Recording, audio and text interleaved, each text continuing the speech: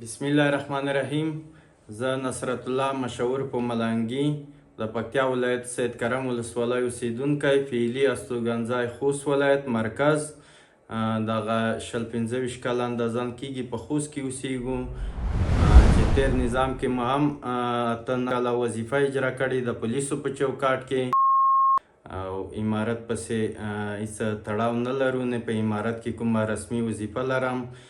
او یوه ویډیو مو کړې وه د 4مې میاشتې په اووم تاریخ. السلام علیکم ورحمت الله وبرکاتو. شهبانه دغه د تا ته ډالۍ وي، دغه د پنجشیر ولایت دغلته یو نظام د پښتون نظام د پښتون تر چتر لاندې زندگی، دغلته به اول د موږ سره خلک پښتو زده کوي، بیا به دغلته د موږ سره د مهاجرت ژوند قبلوي. نو قربان دې شمه، دغه د تا ته ډالۍ وي چې ټول لنډغرو کلابیانو ته ورسیږي. ډیره مننه قربان. پنجشیر ته د ملګرو سره په چکر تللي وو، چې هغه ډیره افغانانو نه بده لګېدلې وه او تعصب ته لمن ویل وو، لکه قوم پرستي کې شوې وه.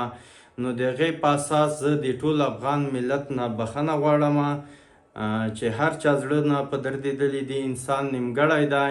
بیا هم بخښنه غواړم. مننه، کور مو آباد. خدای وکړي چې موږ وبخئ.